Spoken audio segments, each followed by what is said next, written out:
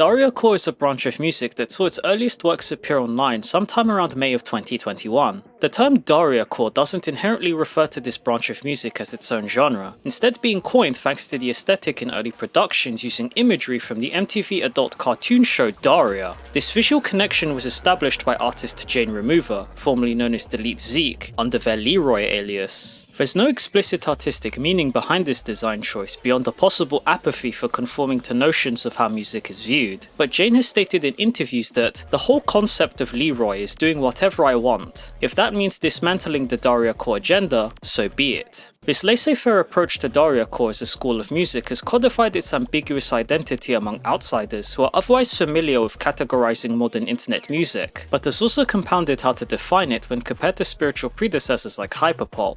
Some of Dariacore's musical foundations, like a frequently compressed or distorted style of mixing, numerous references and samples from 2000s net culture, and self-deprecative track names, share elements of hyperpop that caused music critics to conflate both fields as one and the same. What makes Dariacore more difficult to accurately categorize is how many producers who have worked on tracks under the Dariacore umbrella refrain from calling Dariacore a genre, partly out of respect for Jane's retirement of the Leroy alias in 2022. Japanese listeners like Ableman Live highlight the lack of clear distinction between hyperpop and Dariacore from a musical sense, instead choosing to categorize Dariacore as a movement based on subsequent producers directly inspired by Leroy's production methods, among other reasons worth elaboration. Out of consideration for this distinction, I'll avoid referring to Dariacore and its sub-movements as genres unless absolutely necessary, as there's an argument to be made that the key difference lies in its influence more so as a subculture or community, rather than a hardline category of music. Nonetheless, Dariacore plays upon many aspects of hyperpop in ways seldom experimented with prior to Leroy's debut album of the same title, owing partly to previous experiences with digicore and hyperpop.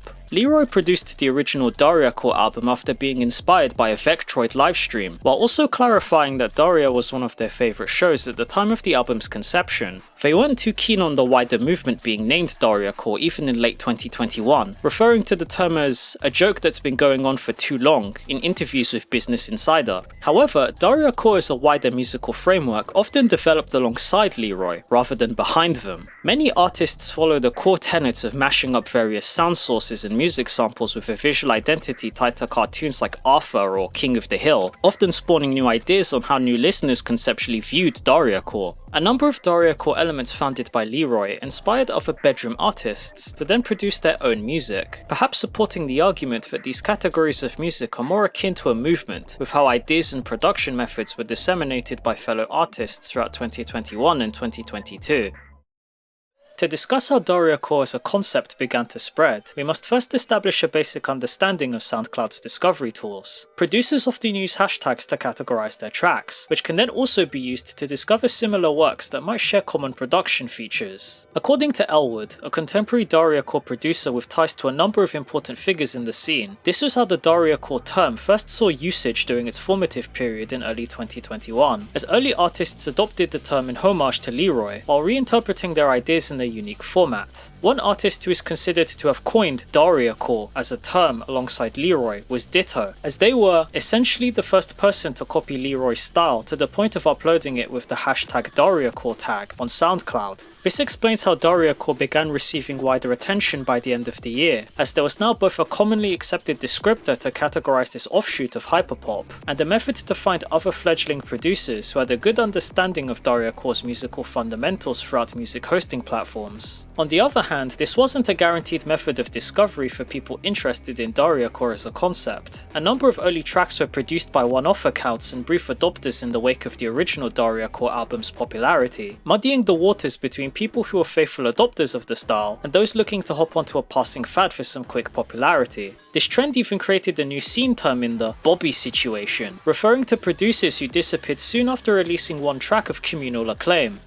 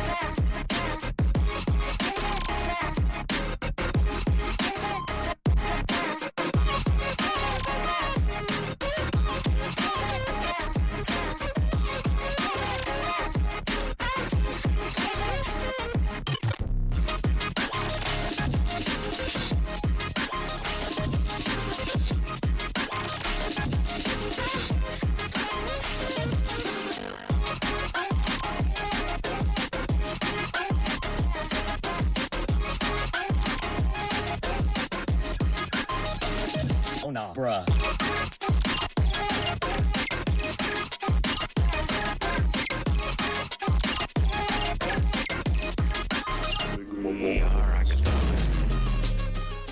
SoundCloud's related tracks feature was another method that enabled Leroy and other Dariacore producers to find new artists, as the algorithm often suggested tracks to you based on what other people were listening to. This is how early producers like Elwood found their start with the broader Dariacore scene, as SoundCloud recommended a number of these tracks to listeners of Leroy's work, despite being tagged with different terms like #Arthurcore, to legitimize producers who are more faithful towards the musical style established in the Dariacore album. An unwritten honor system was developed through what became known as the Leroy follow, or Jane approval follow, viewed as unspoken endorsement on what Dariacore was like from a musical perspective. This method was initially used by Leroy to support Ditto, but eventually saw use among other early Dariacore producers like Elwood as it evolved into a proper method of verification. Elwood recalls only following 16 or so accounts during Dariacore's prominence in 2021, while also clarifying that many accounts in the scene only followed people with the approval follow as a makeshift form of credentials. This could be interpreted as gatekeeping outsiders from true interpretations of Dariacore, while it asserted a proper identity beyond exaggerated hyperpop with cartoon aesthetics. But from how Elwood described it to me, I view this as part of the maturation process that escalates Dariacore beyond a passing trend. As Dariacore began to consolidate a unified musical basis in the months following Leroy's first album, several communities of various sizes started developing through platforms like Discord. This served as ways for fans to discuss new music and alts that had flown under the radar, while also acting as repositories for producers to share new production methods and ideas that could lead to musical breakthroughs in the wider scene. Elwood briefly touches upon the importance of Discord servers for Dariacore across many of our correspondences, as many artists still use the platform for networking with other producers across the world beyond the confines of traditional social media like Twitter.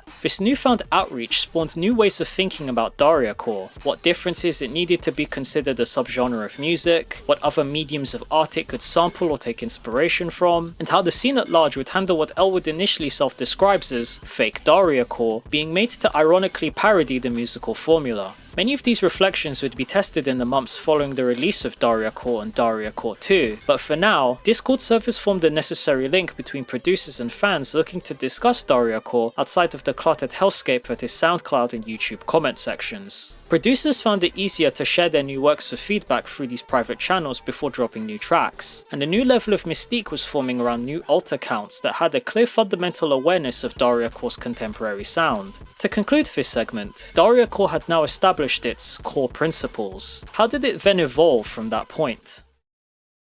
The release of Leroy's Dariacore 2, Into Here, Hell to the Left, in September of 2021, cemented many features of what many contemporary listeners now typically understand as Dariacore. Rather than continuing the heavy, often experimental style inspired by digicore and broader hyperpop that was prominent in the first album, Leroy opted for a more energetic approach on the genres that laid the groundwork for Dariacore with this album. The mixing is consistently loud and chaotic in a stark contrast to the predecessor album, taking full advantage of the meme samples featured throughout to boost the treble to ear-piercing levels, alongside the deep bass drops forming the staple food of internet EDM. Additionally, Dariacore 2 leans much more towards the ironic aspects of hyperpop in various ways, using a number of contemporary meme video quotes and satirical song titles that appeal more to the teenage audience Dariacore is predominantly comprised of. Special mention goes to the Dariacore to YouTube Poop Pipeline, a track title designed from the ground up to kill me and many others instantaneously. Can you blow my whistle, baby, let me know. You just put your lips together and you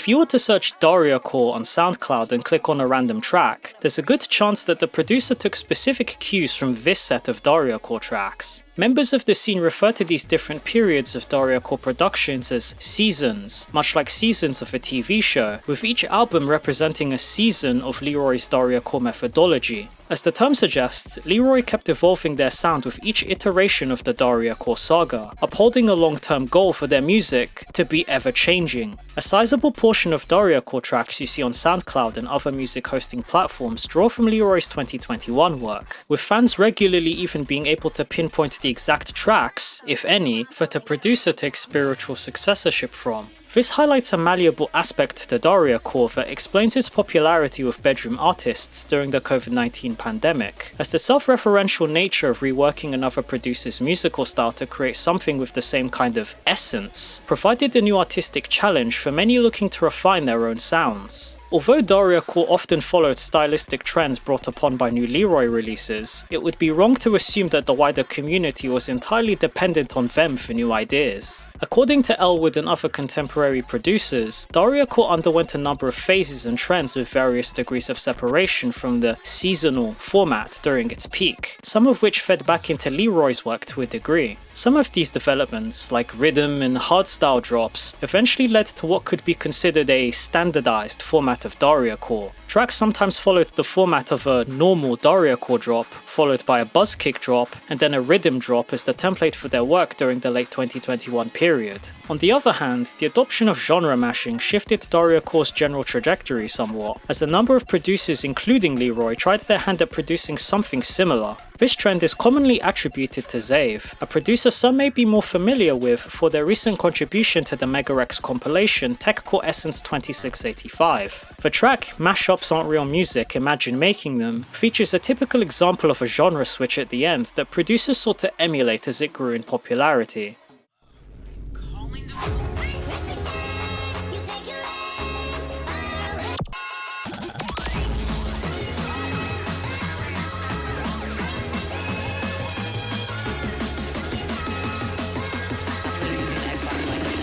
Brazil, please help me.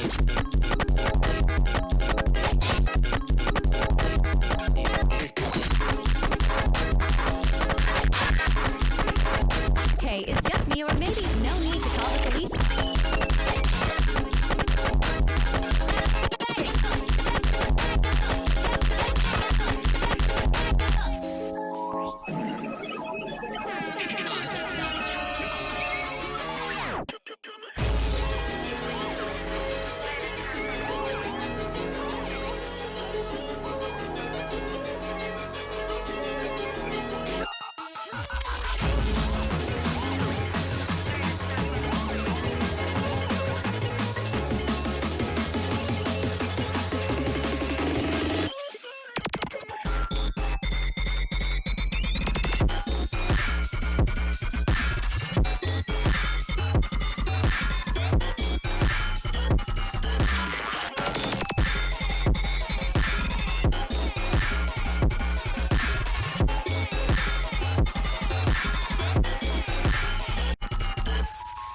I just made a wild Polo G type beat, and you guys need to hear this.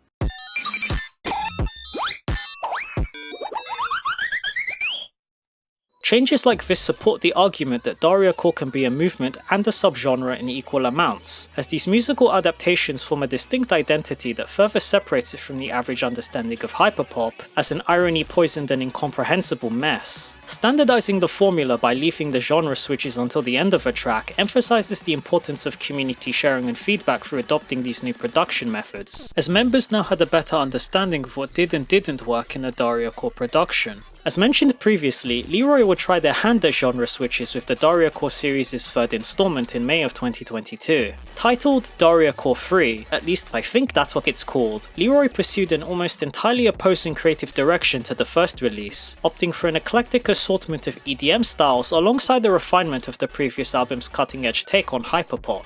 Some tracks in the album's latter half contain a genre switch or significant tempo change of some kind at the end that radically alters its initial atmosphere. Kick of a Lifetime starts off exactly how the title describes, before fading into a funk variant of the overarching melody for the remaining quarter of its runtime.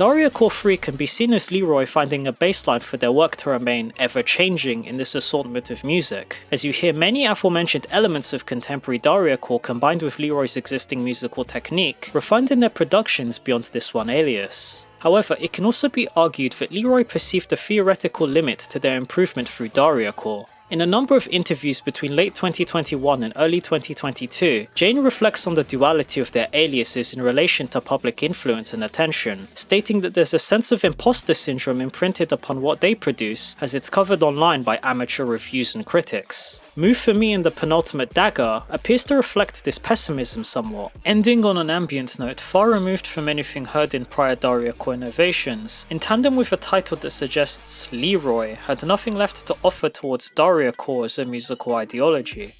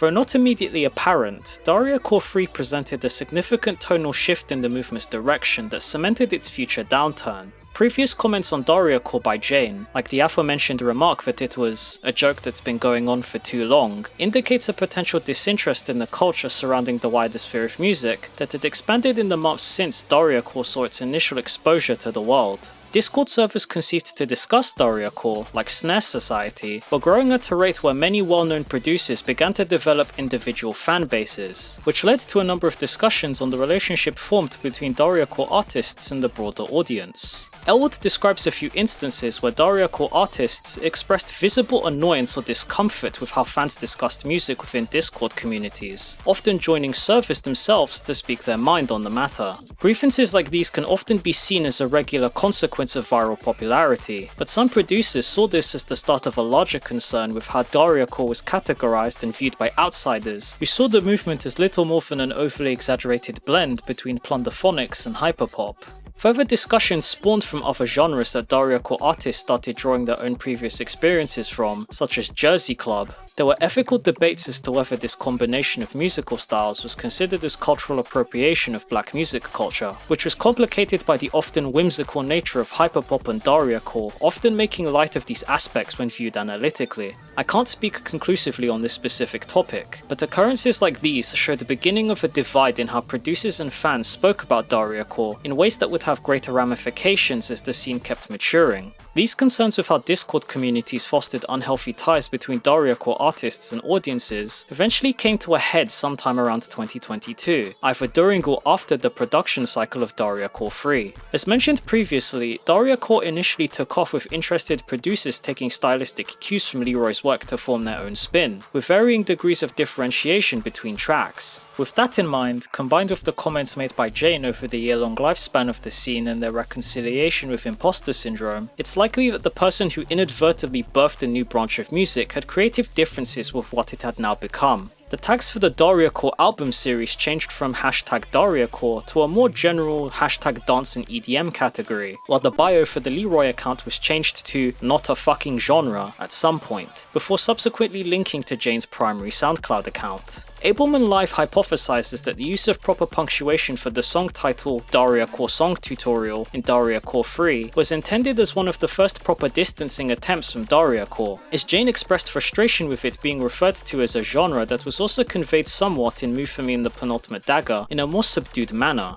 I won't dwell too much on whether Dariacore should be considered as a genre of music or not in spite of these thoughts, considering what happened as a result of similar debates, but it's fairly evident that creative differences between Leroy and the audience cultivated by Dariacore had formed a rift that was now impossible to bridge. One issue that may have influenced Jane to disavow Dariacore as a genre and scene may have stemmed from the unhealthy associations I mentioned earlier. Many fans went to great lengths to analyze the production methods and samples of various Leroy tracks, creating a kind of cult following around Jane in Discord servers that veered close to fanaticism with how dedicated some fans were to finding the original sources of some samples. Fellow producers and friends of Jane often stepped in to address this behaviour, but the resulting arguments caused a split between Dariacore's old guard and newer fans who were late to the wider conversation. After Jane's comment that "I don't make Dariacore" and a subsequent break-off from the movement, there were theories on how to classify it from this point forward. Some fans and artists suggested moving away from the Dariacore term entirely by self-censoring the descriptor to avoid causing any further ire, drafting up the term Hyperflip as an alternative name. Despite this attempt at finding a new name for post-Leroy Dariacore, Hyperflip didn't catch on in English-speaking spheres. Rather, there was very little consensus on the naming convention that Ableman Live notes in their findings, as Dariacore continued to be the standard term to define this sound as it exists today.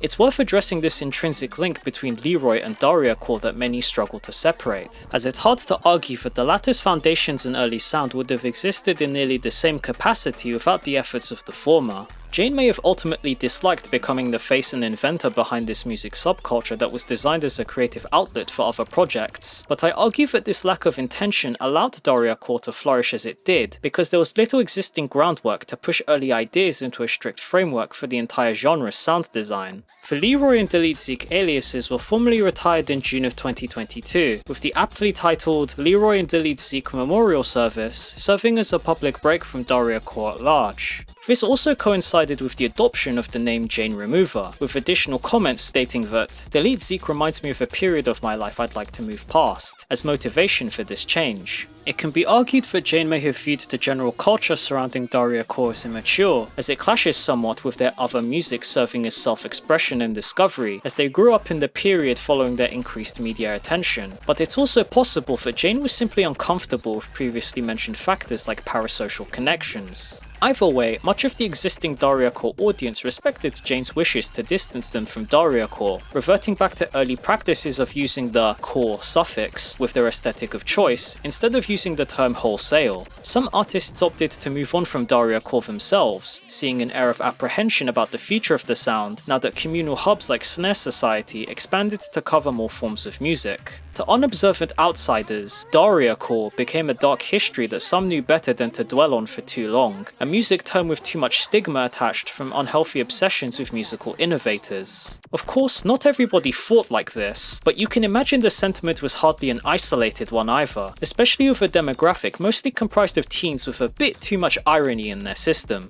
Whatever the case, Leroy was once again spurred into action, with their final release, Grave Robbing, releasing in July of 2023. Part of the tagline for this album is the statements that this should explain everything, remember where you came from, which has since been used by other established Dariacore producers to describe similar sentiments on the sound by this period in the scene's history. Zave states that many people in Dariacore circles reacted with concern over the sound's future even when they were entering the scene, with quotes like, "This is a fad, this is going to die in the next few months," running rampant since the "I don't make Dariacore" tweet was posted in early 2022.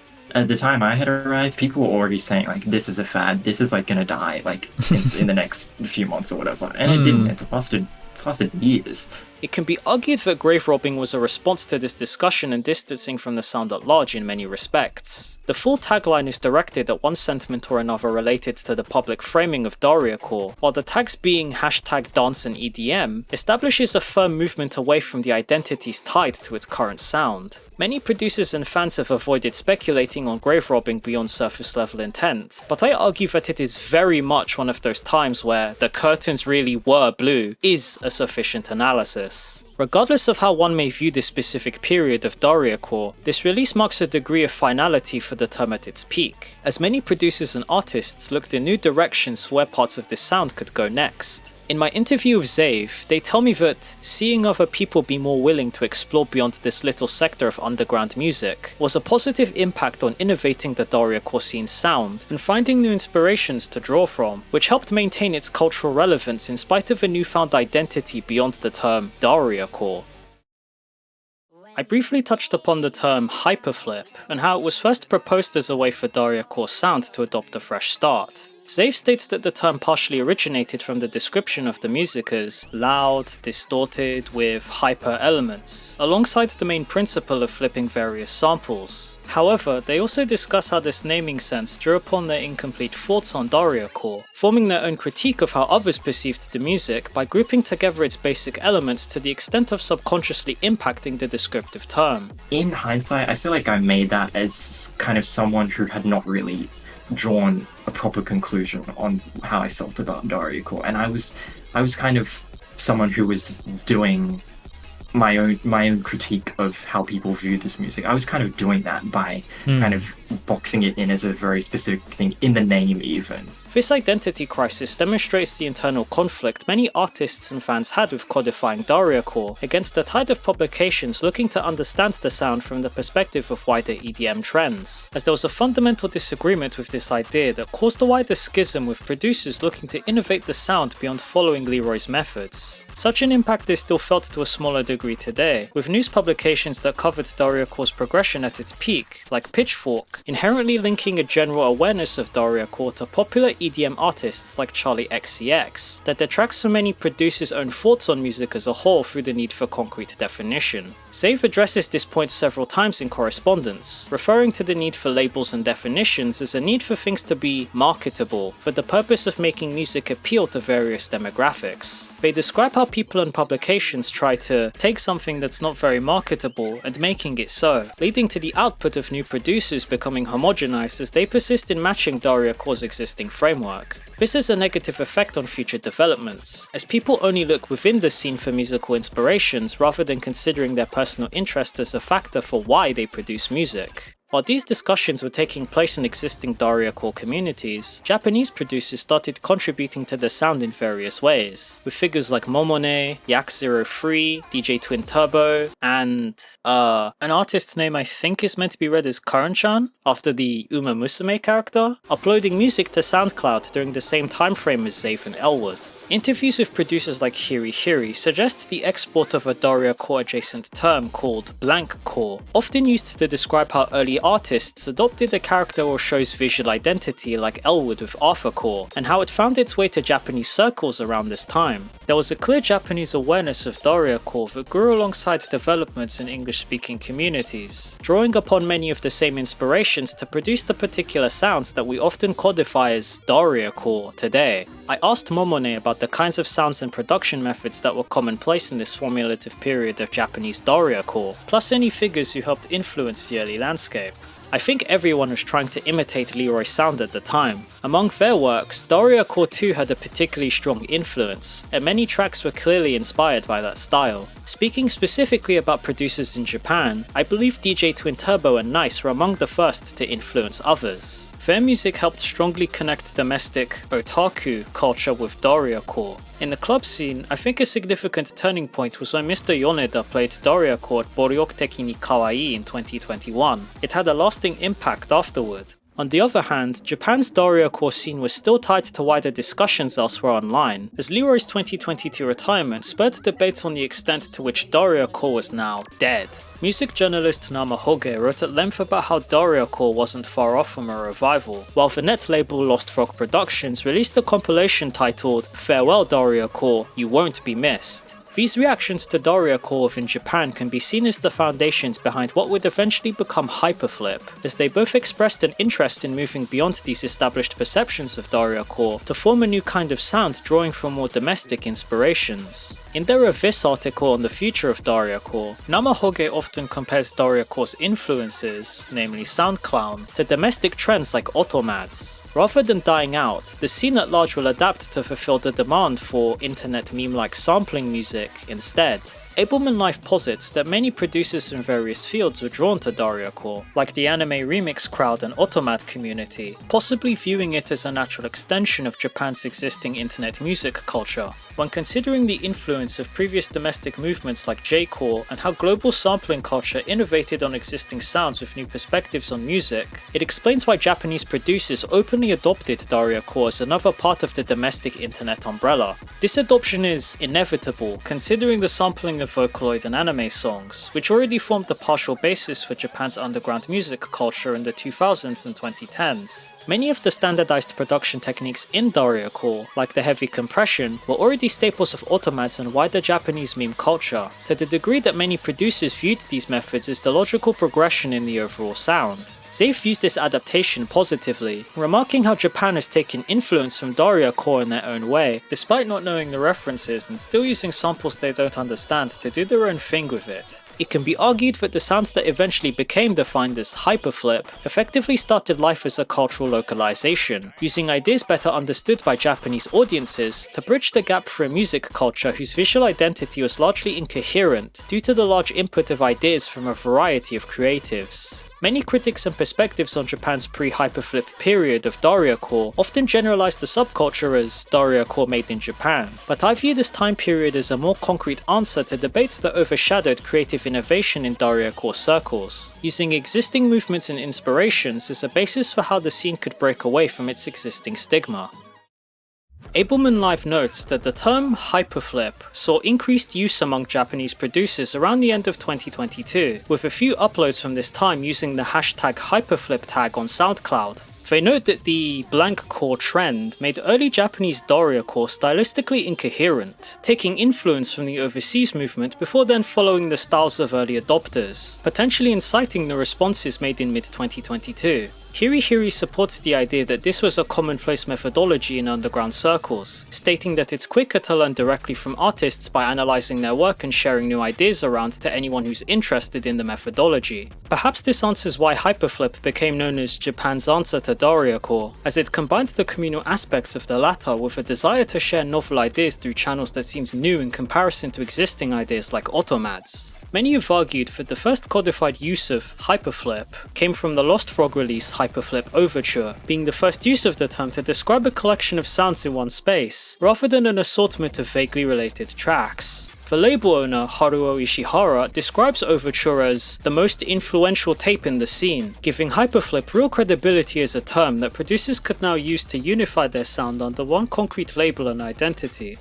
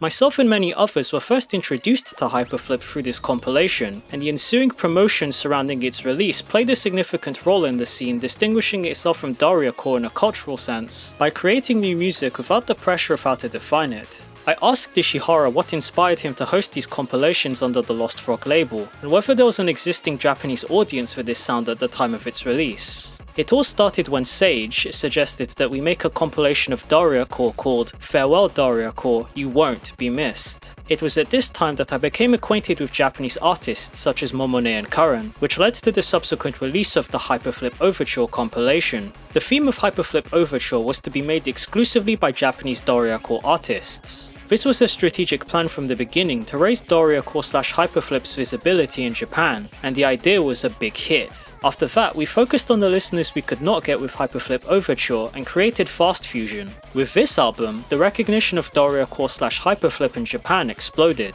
My correspondence with Ishihara highlights a number of key points about Dariacore's early visibility in Japan and how he first discovered this field of music. He mentions being introduced to Dariacore by the artist Sage in the summer of 2021, but remarks that no one around him knew about it when he first learned about the scene. Interactions with like-minded artists in Japanese circles directly inspired the production of Hyperflip Overture, which then exposed the domestic scene to an international audience through a gauged interest in further demand. These points suggest Hyperflip's explosive popularity followed a similar pattern to Dariacore, where both fields maintained some obscurity until a number of sequential events rapidly pushed the music into the popular spotlight. The decision to maintain a list of Japanese artists unable to feature in Hyperflip Overture for future compilations indicates how quickly Japanese Dariacore grew, as the perspective Ableman Live describes in early 2023 lines up with many of these artists producing their first works prior to the release of Fast Fusion. Fast Fusion was a compilation described as a Japanese Hyperflip compilation over 200 BPM, without overtly mentioning Dariacore aside from the Bandcamp release's tags. Its cultural impact towards hyperflip cannot be understated, as it legitimized the term with its widespread popularity on a domestic and international scale. It consolidated a national music scene with no prior unity alongside Hyperflip Overture, which drove popular interest for this side of music from other areas of music not closely tied to sampling culture, like the Vocaloid community and wider underground EDM scenes. With the promotional t-shirts becoming a part of club fashion and spreading the word, Hyperflip now had a basis for its own sound that separated it on some level from Dariacore. Much of the coverage on Hyperflip as a movement argues that developments were centered around the success and influence of Hyperflip Overture and Fast Fusion, as artists drew upon these works as primary inspiration for future sounds, rather than contemporary impressions of old Dariacore tracks.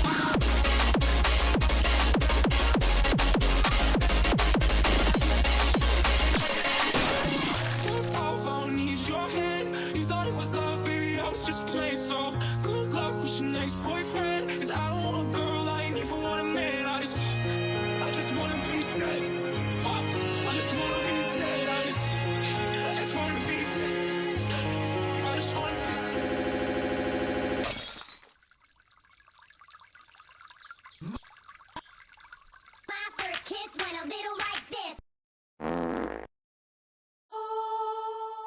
Lost Frog's wider impact on Hyperflip must also be analysed to better understand how the scene expanded so quickly after the release of its 2 compilations. The label hosted a number of release parties focused around their Hyperflip compilations, with one particular release, Car Crash and Siren, becoming a recurring event as of 2024.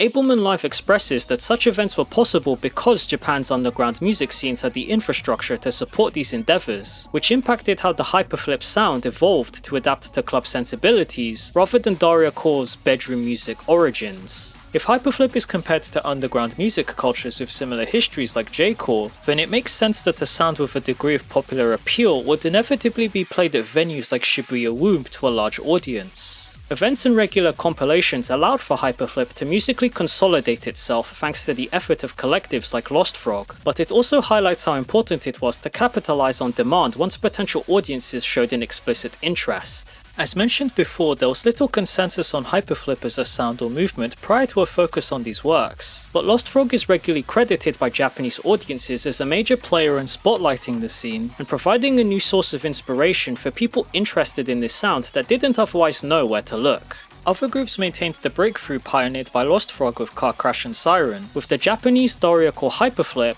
or JPDH, collective, featuring many artists previously featured in said compilation on their debut release.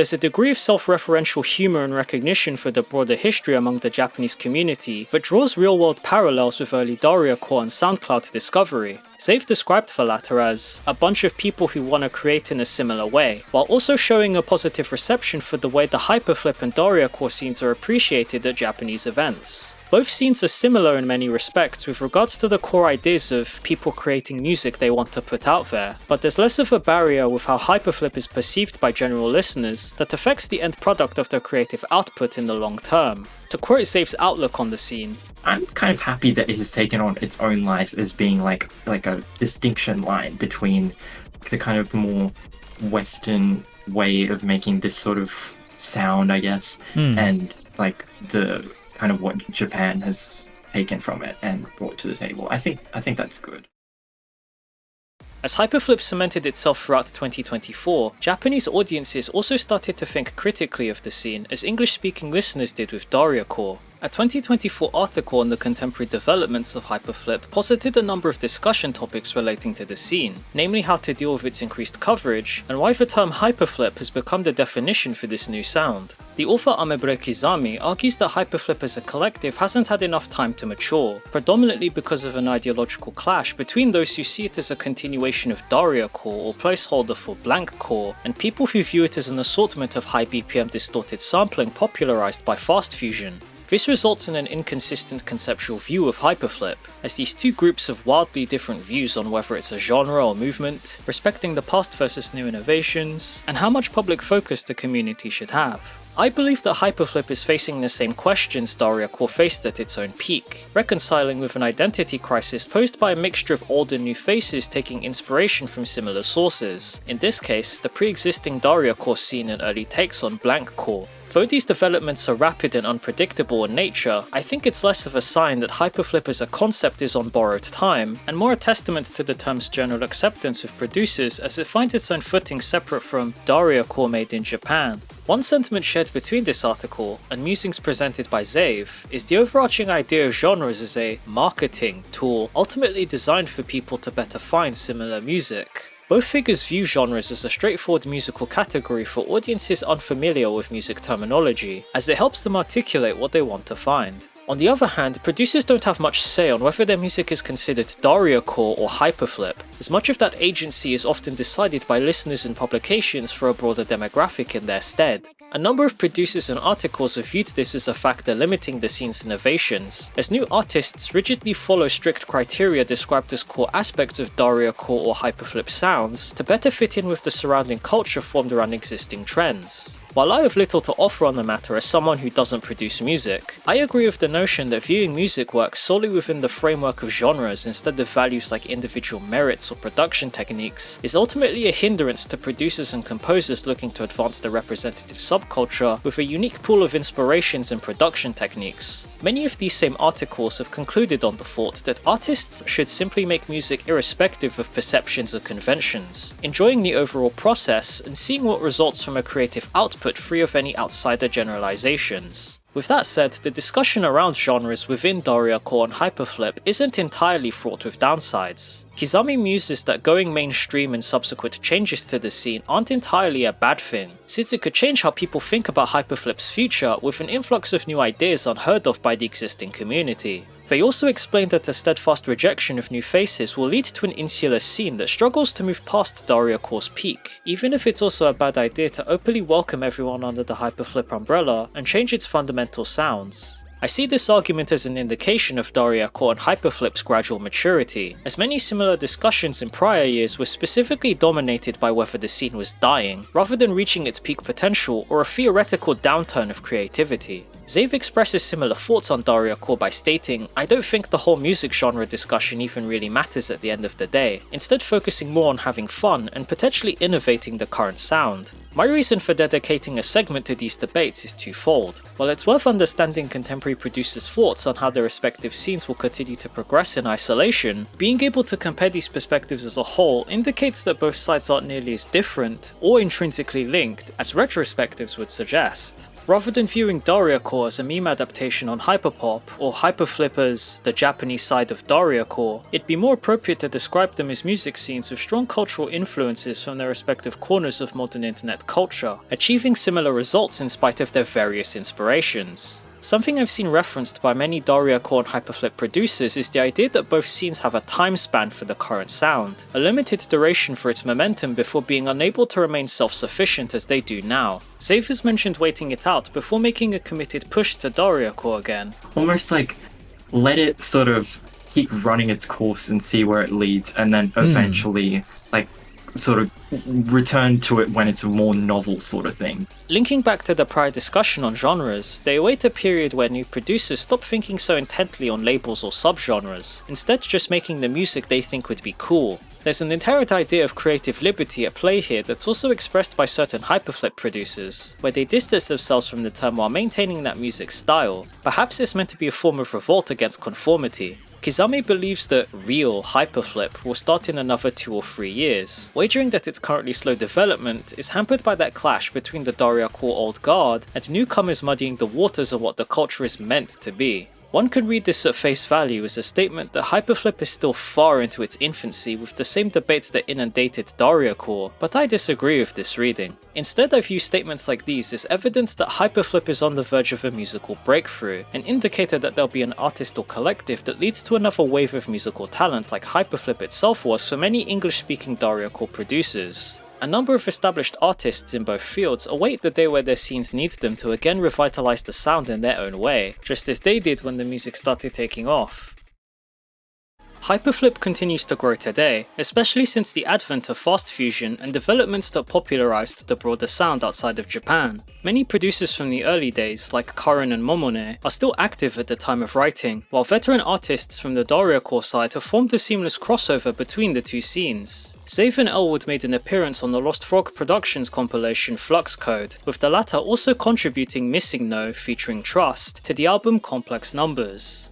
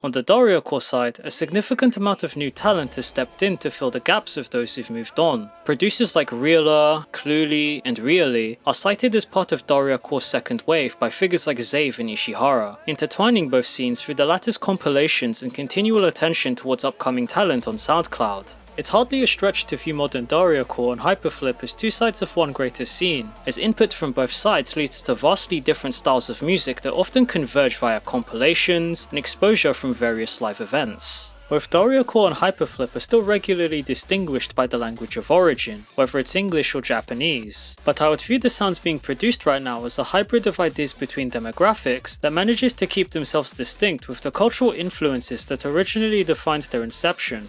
I briefly mentioned smaller collectives like JPDH and how they brought together a range of similarly minded producers like previous initiatives managed in years prior. Over the last 3 years, a variety of Hyperflip accounts themed after various gacha games, like Uma Musume and Blue Archive, have formed part of the scene's visual identity around contemporary otaku culture with their contributions to the wider sound. These groups showcase how Hyperflip is often seen as the Japanese Dariacore because of their aesthetic, but also challenges the notion that there needs to be uniformity for the music to be considered a genre. A number of these artists, like Tamamo Cross, Machitan, and Natsu, have offered notable contributions to Hyperflip that have shaped part of the current style that you see traces of in later artists. There's a certain adherence to the fast fusion 200 BPM tradition in more energetic tracks, but also an implicit conceptual understanding of Hyperflip that prompts some artists to avoid labeling their music as such, instead adopting the hashtag plunderphonics or hashtag dance and EDM hashtags to avoid potential typecasting. Japanese listeners have separated Dariacore and Hyperflip on the basis of the latter being more emotional music, usually citing aspects like the samples or visual elements to articulate a passion for the source material and an artist's inspirations. However, this has become less true recently due to how closely intertwined both scenes are now. Producers will freely list their inspirations or remix fellow artists' works nowadays, often regularly staying true to their own beliefs and thoughts on music in their creative output and public appearances. A number of upcoming artists have tread new ground within the Dariacore and Hyperflip spaces that I've recently been made privy to, thanks to Elwood. I owe a lot of my current knowledge of this scene to our random conversations, but I also have to credit an article on Rate Your Music that fills in some of the surface details with this recent period. Laurel is a two-person act named after the infamous Yanni vs Laurel audio illusion, with both halves making a splash in the Dariacore scene in various ways with their releases. One half of the Laurel project, Trust, has provided vocals for recent Elwood and Zave tracks like Missing No and Future Sight. The second wave of Dariacore is making a big splash throughout the independent music sphere. This project is still going strong at time of writing, with a third album currently in the works and both members hard at work elsewhere, but it showcases just how much talent is tucked away in this new era of Dariacore that people are rapidly learning about. Zave and I were discussing how each generation of prospective Dariacore artists continues to get younger as the movement keeps going, so it's only a matter of time before whatever Dariacore turns into years from now becomes a way for new artists to turn their work into a new career fresh out of secondary school.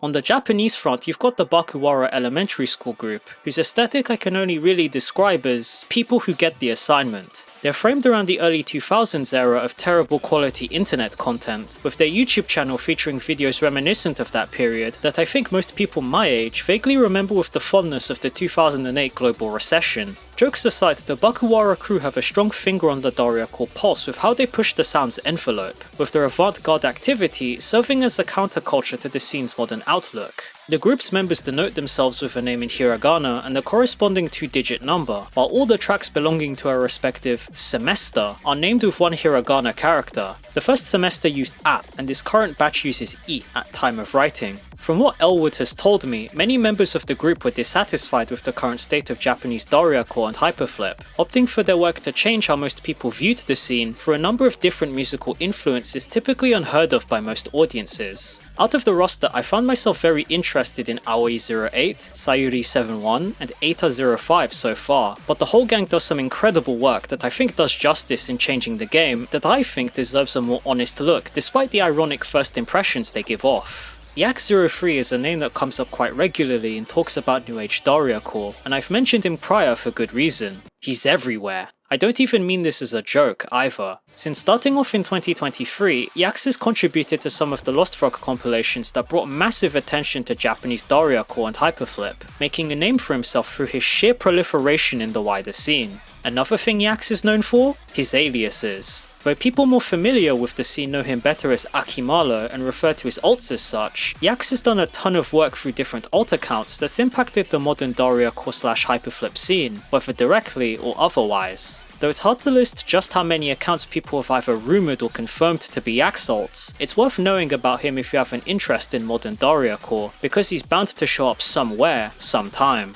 I've talked a bit about some of the artists and collectives standing at the forefront of Dariacore and Hyperflip today, but it's worth noticing just how much the scene has grown thanks to the modern community's interconnected nature. My first detailed knowledge of what now goes on in the scene came from a number of assorted conversations I had with Elwood, who introduced me to a number of producers and ideas from various corners of what I now know as a massive scene with branches all over the place. It's not just fragmented servers, micro-communities, and the occasional splinters of SoundCloud comments making up the bulk of activity now, for that remains a constant by nature of it being old tradition. Thanks to the Japanese scene, Twitter has become a hub for producers to share new pieces and tease new ideas with more people, for better or for worse. Lost Frog Productions and other collectives are forming events and spaces for people to openly talk about music developments with other like-minded fans through their work, which indirectly leads to more interest in Dariacore and Hyperflip, but it isn't just YouTube tutorials or articles talking about how quirky the sound is. Hell, it's much easier to find music on YouTube and SoundCloud now, partially because a wider audience has shown a greater interest in stuff other than Leroy. I dare say the way people talk about Dariacore nowadays has started to change, because of how much more accessible it's become for the average person, which has fostered a number of positive discussions around the scene in a way that wasn't quite the case in prior years. There's a ton of upcoming projects and events in the works that showcase how much further Dariacore and Hyperflip continue to persist, even in spite of naming conventions potentially holding back new ideas from breaking through never-ending creative art blocks. New compilations and albums will probably drop in the period between me writing this script and this video actually releasing, assuming that it's finished before the heat death of the universe. I won't write an addendum for those changes, because this video will probably never be finished, but let it be known that Dariacore and Hyperflip are not dead yet, regardless of what your local naysayer insists upon.